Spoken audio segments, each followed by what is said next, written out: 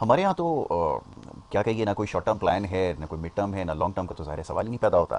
ہمارے یہاں تو ایسا لگتا ہے کہ ہر چیز روزانہ کی بنیاد پر چلائی جاتی ہے، ایڈاک کے اوپر سارا سسٹم چل رہا ہے کہ آج کسی طرح یہ دن نکل جائے، کل جو ہوگا وہ دیکھا جائے گا.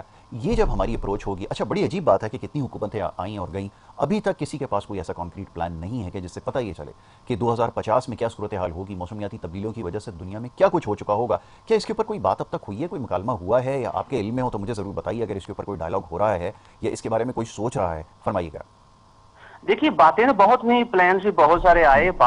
باتیں کرنے کی یا بات میٹنگز کرنے کی یا بات جلسے کرنے کی وہ نہیں ہو رہی. بات یہ ہو رہی ہے کہ وہ جو آپ نے باتیں کی تھی، ہم نے اپنے وعدے کیے تھے، ان کو پورا کرنے کا ٹائم ہے آپ کا.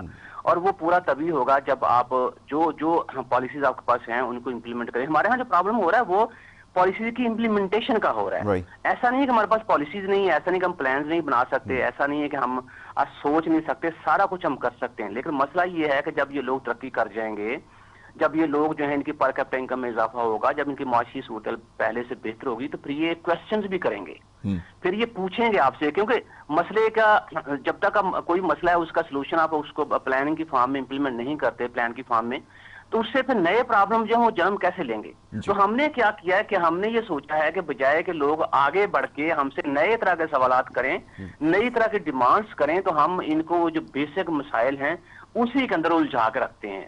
اور جب وہ اس کے اندر الجھے رہیں گے تو پھر ظاہر سی بات اس کے بارے میں بات کریں گے. نئی بات ہم سے نہ پوچھی جائے گی نہ ہم سے کہی جائے گی، تو ہمیں آسانی ہوگی یہ بات کرنے میں. دیکھیں جی ملک میں غربت جو ہے اس کو ہم ختم کر رہے ہیں. دیکھیں جی ملک میں روزگار جو اس کے مواقع پیدا کریں. دیکھیں جی ملک کے اندر جو یوتھ ہے اس کو ہم جو ہے وہ یوٹیلائز کرنے کی کوشش کر رہے ہیں. سوال یہ پیدا ہوتا ہے کہ آپ نے اگر واقعی پاورٹی آپ کا کنسرن ہوتا تو آج 44% پہ پاورٹی لائن نہ پہنچی ہوتی آپ کی. جی. آپ کو واقعی کنسرن ہوتا کہ ہم نے روزگار کے مواقع پیدا کرنے ہیں تو ملک میں آج 24% پہ ان امپلائمنٹ نہ پہنچا ہوتا. جی. آپ کو واقعی کنسرن ہوتا کہ ہم نے ملک میں افراط زر ختم کرنا ہے تو آج بھی آپ کو جھوٹ نہ بولنے پڑتے.